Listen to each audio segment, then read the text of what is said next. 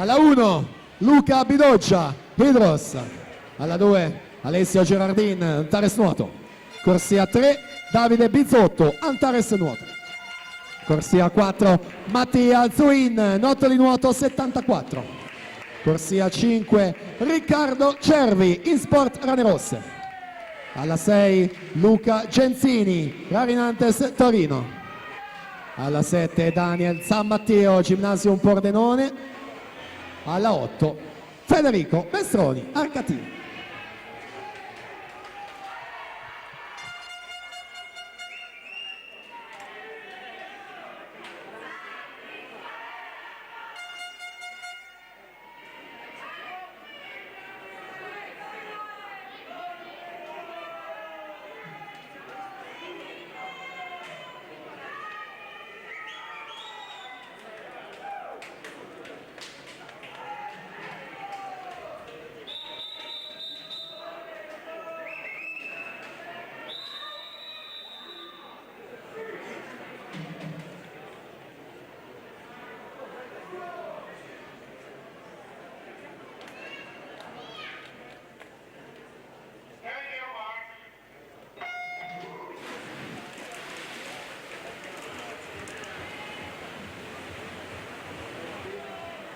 E allora con questi 200 stile libero andiamo a chiudere il programma di oggi.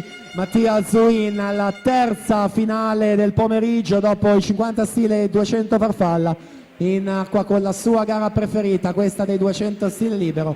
Primato personale di 1,44 e 13 nuotato agli europei di Glasgow e Vascacorta, è la 13ª prestazione di sempre in Italia. Primato della manifestazione del 2009 di Cesare Sciocchetti, 1,46 e 34. Mattia Zuin alla 4, affiancato da Riccardo Cervi in corsia 5 per l'InSport Rane Rosse, specialista dei 200 rana, in più occasioni in finale A per lui agli assoluti di Riccione. 100 metri Zuin 51,82, un secondo esatto Cervi 52,82, quindi San Matteo 53,42 in terza posizione.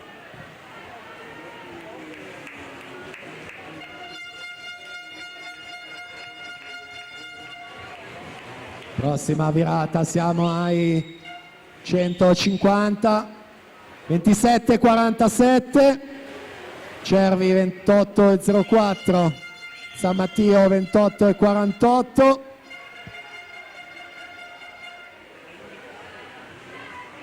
Ultima subacquea effettuata per Zuin, 1,46 e 34 è il record della manifestazione.